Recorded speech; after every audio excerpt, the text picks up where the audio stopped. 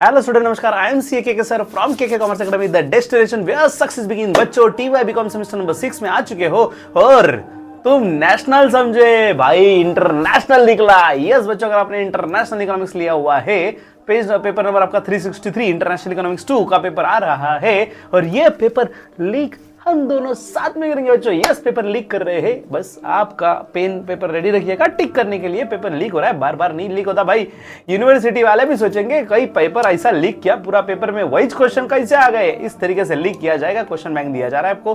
Let's see, ये photo कब का है मुझे भी याद नहीं ठीक है। सो पुणे यूनिवर्सिटी वालों के लिए, बेसिकली एसपीपी वालों के लिए, टीवाई बीकॉम सेमेस्टर 6 वाले जिन्होंने इंटरनेशनल इकोनॉमिक्स लिया हुआ है, उनके लिए क्वेश्चन बैंक है। ठीक है, तो let's move towards the paper pattern. Paper pattern बच्चों 5 मार्क का fill in the blanks, 5 mark का ट्रू और false, sorry match the pairs, ये हो गए 10 मार्क। और उसके बाद 15 मार्क्स के 4 क्वेश्चन रहेंगे लॉन्ग आंसर में, जिसमें से 3 आपको अटेम्प्ट करने हैं और ये हो गए 45 मार्क्स। और शॉर्ट नोट्स जो है, ये शॉर्ट नोट्स दिए जाएंगे हमें सिलेबस में, टोटल 5 मार्क के 5 दिए जाएंगे, जिसमें से 3 हमें सॉल्व करने हैं। तो 10 मार्क के objective, 45 mark long answer plus 50 marks से शॉर्ट आंसर बोले तो टोटल 70 मार्क्स, 2.5 घंटे का पेपर। डन।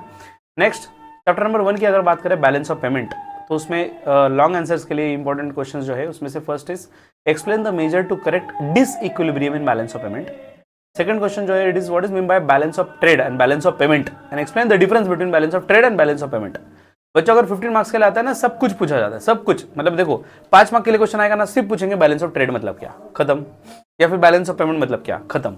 अभी ये 15 मार्क्स के लिए तुमको सब कुछ पूछना है। मीनिंग बताओ, बैलेंस ऑफ ट्रेड का मीनिंग बताओ, बैलेंस ऑफ पेमेंट का मीनिंग बताओ, दोनों का डिफरेंस भी बताओ। सब कुछ पूछ लिया 15 मार्क के लिए। बच्चों इसमें प्लस पॉइंट ऐसे ना, आप लॉन्ग आंसर वाले क्वेश्चन सिर्फ करो, शॉर्ट आंसर और शॉर्ट नोट्स वाले कुछ पढ़ो ही मत, तो भी आपका ऑटोमेटिक काम हो जाएगा। क्योंकि ऑलमोस्ट जो क्वेश्चन हम देखने वाले आगे भी लॉन्ग आंसर के लिए आते हैं, उसी का पार्ट लॉन्ग शॉर्ट आंसर के लिए भी आ रहा है। ठीक है, धीरे धीरे आपको रियलाइज होगा। Next, disequilibrium of balance of payment, correct how to, what are the measures to correct. बच्चों अप्रैल 22 और अप्रैल 23 में सेम क्वेश्चन आया, अगर आप देख सकते हो ठीक से। ठीक है, कॉजेस, यहाँ पे कॉजेस पूछा हुआ है बच्चों। Explain the causes of disequilibrium in balance of payment. तो बच्चों मेरे हिसाब से आपको एग्जाम में क्या क्या पढ़ना चाहिए चैप्टर नंबर 1 के लिए, लॉन्ग आंसर के लिए, बैलेंस ऑफ पेमेंट जो है उसका मीनिंग, उसके कॉजेस और उसके मेजर दोनों भी हमें पढ़ना जरूरी है। ठीक है, क्योंकि मेजर भी पूछे जा रहे हैं और कॉजेस भी पूछे जाते हैं। 15 मार्क्स के लिए देखा जाए तो यहाँ पे तो देखो दोनों भी पूछा जा सकता है। Explain the causes and measures of disequilibrium in balance of payment. Balance of payment क्या है ये हम पढ़ेंगे अपने संजीवनी बॉडी में, तो उसका डिसइक्विलिब्रियम कैसे होता है और उसके रीजन और उसका सोल्यूशन क्या है। ठीक है, और what is balance of capital, balance of payment on current account and capital account, ये अब तक पूछा हुआ नहीं है। सो सबसे ज्यादा चांसेस किसके है, ऑफकोर्स डिसइक्विलिब्रियम, उसके कॉजेस और मेजर, ये परफेक्ट करना है आपको। ठीक है, नेक्स्ट शॉर्ट नोट्स के लिए अगर आप देखो बच्चों, structure and functions of foreign exchange market, उसके बाद दिया है balance of payment, again balance of trade. Actually देखा ना, सब बहुत सारे क्वेश्चन रिपीट थे, इसलिए मैंने वो रिपीट नहीं किया है। बैलेंस ऑफ पेमेंट और बैलेंस ऑफ ट्रेड आप देखो लॉन्ग आंसर में ही कवर हो चुका है ऑलरेडी, वहां पे भी पढ़ लो तो यहाँ पे डेफिनेटली आप लिख पाओगे। और कन्वर्टेबिलिटी ऑफ रूपी, कन्वर्टेबिलिटी ऑफ रूपी में आपको दोनों भी पूछा जा सकता है, मतलब सिर्फ कन्वर्टेबिलिटी ऑफ रूपी का क्वेश्चन भी आ सकता है, या फिर जैसे कि पूछा है कन्वर्टेबिलिटी ऑफ रूपी for current account and capital account, तो ऐसे स्पेसिफिकली भी पूछा जा सकता है।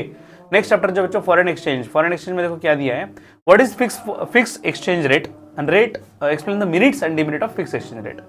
बच्चों फिक्स एक्सचेंज रेट का मीनिंग और उसके plus and minus, that is merits and demerits पूछे हुए हैं। Next, what is exchange rate and explain the determination of exchange rate, किस तरीके से डिसाइड किया जाता है। Last is what is foreign exchange market और उसके फंक्शंस बताने हमें, foreign exchange capital, foreign exchange market के फंक्शंस। और शॉर्ट नोट्स के लिए अगर आप देखो तो ये अलग ही टाइप के क्वेश्चन, मतलब ऐसे क्वेश्चन का डिटेल उतना दिया हुआ है कि डेफिनेटली 5 मार्क के लिए डिजर्व करता है सिर्फ। तो euro market, euro dollar market, purchasing power parity, fix exchange rate, flexible exchange rate, तो ये सब शॉर्ट नोट्स वाले क्वेश्चन है।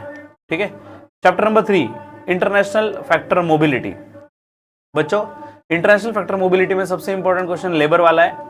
What is labour migration and explain the causes and effect of labour migration. तो यहाँ पे कॉजेस और effect दोनों भी पूछे जा सकते हैं। अगर शॉर्ट नोट्स के लिए पूछना है तो सिर्फ व्हाट इज पूछ लेंगे, व्हाट इज लेबर माइग्रेशन, या फिर what are the causes of labour migration, what are the effect of labour migration. Short notes के लिए आ जाएगा। लॉन्ग आंसर के लिए पूछना तो दोनों भी पूछ लेंगे। 15 मार्क्स के लिए कंटेंट उतना चाहिए वो हिसाब से। What is the multinational corporation, explain the role of multinational corporation. तो बच्चों मल्टीनेशनल कॉर्पोरेशन का रोल क्या है, ये एग्जाम में आए हुए क्वेश्चन है। और उसके बाद brain drain, concept of brain drain और इफेक्ट ऑफ ब्रेन ड्रेन। तो बच्चों पूरे टॉपिक में लॉन्ग आंसर्स के लिए अगर मैं बताऊं तो मुझे ऐसा, और एक लास्ट एफडीआई है, तो मुझे ऐसा लगता है कि एक तो लेबर माइग्रेशन वाला पॉइंट, नहीं तो वो मल्टीनेशनल कॉर्पोरेशन वाला, ब्रेन ड्रेन वाला पॉइंट और एफडीआई वाला पॉइंट, ये चारों बहुत इंपॉर्टेंट है लॉन्ग के लिए भी और शॉर्ट के लिए भी, क्योंकि अगर आप शॉर्ट नोट्स में देखोगे ना आपको वही नजर आ रहा है वापस, ब्रेन ड्रेन है, एफडीआई है, मल्टीनेशनल कॉर्पोरेशन है और रेगुलेशन है। रेगुलेशन तो ऐड कर दिया, उसके चांसेस बहुत कम, ठीक है ना। सो आपको परफेक्टली पढ़ के जाना है 3-4 पॉइंट।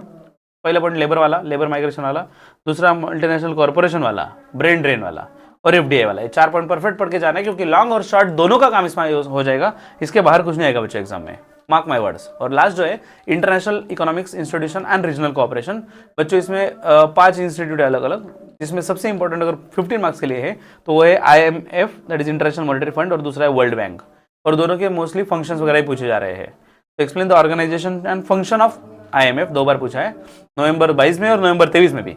और अप्रैल का पैटर्न अगर देखो, अप्रैल 22 और अप्रैल 23, अगर आपका लॉजिक ऐसे लगा सकते हैं, अप्रैल 22 था, अप्रैल 23 था, अप्रैल 24 भी आएगा, अगर ऐसे भी कुछ लॉजिक होता है तो भाई उसके हिसाब से देखा जाए तो objectives and functions of world bank, तो ये भी क्वेश्चन एग्जाम में very very important. So international monetary fund और वर्ल्ड बैंक दोनों के फंक्शंस परफेक्टली करके जाओ, एग्जाम में आने ही वाला है, ओके। और इसमें से जो नहीं आया वो शॉर्ट नोट्स के लिए पूछ लेंगे, जैसे कि WTO शॉर्ट नोट्स के लिए डिजर्व करता है, क्योंकि वो लॉन्ग आंसर के लिए नहीं आता। ब्रिक्स इतना कंटेंट नहीं उसमें, तो लॉन्ग आंसर्स के लिए बेस्ट है, 2 बार आया हुआ है। उसके बाद सार्क, SAARC सार्क जो है, ये भी शॉर्ट नोट्स के लिए बेस्ट है, again not expected for long answer. World bank देखो, ये भी 2 बार आया है, देखा जाए तो वर्ल्ड बैंक से लॉन्ग आंसर के लिए भी आता है बच्चों, लॉन्ग के लिए आता है, शॉर्ट में नहीं आएगा ना, सीधी बात है। देखो सबसे ज्यादा इंपॉर्टेंट क्या है, इंटरनेशनल मॉनेटरी फंड और वर्ल्ड बैंक। तो ऐसा भी हो सकता है कि सपोज 15 मार्क्स के लिए इंटरनेशनल मॉनेटरी फंड है तो शॉर्ट नोट्स के लिए वर्ल्ड बैंक है, या फिर 15 मार्क्स के लिए शॉर्ट इंटरनेशनल मॉनेटरी फंड है, सॉरी 5 मार्क्स के लिए तो 15 मार्क्स के लिए वर्ल्ड बैंक है, ये भी हो सकता है, because these are the very very important part. But देखो यहाँ पे आया हुआ भी है, तो ये 5 के लिए अगर लॉन्ग आंसर्स के लिए तो आप यही याद रखो, इंटरनेशनल मॉनेटरी फंड या वर्ल्ड बैंक, ये 15 मार्क्स वाले बने हुए हैं, और जो WTO, ब्रिक और सार्क है वो 5 मार्क्स के लिए बने हुए हैं, 5 मार्क्स के लिए वो आएगा या दूसरा आएगा, लेकिन 15 मार्क्स के लिए तो ये दोनों ही आएंगे। इतना कंटेंट आपको है बच्चों, इतना आपको अच्छे से पढ़ना है, definitely you will get the very very good marks. All the best for your exam बच्चों, जल्दी मिलते हैं अगले सेशन में अगले वीडियो के साथ, तब तक के लिए stay tune and happy learning with KK sir, take care, bye bye.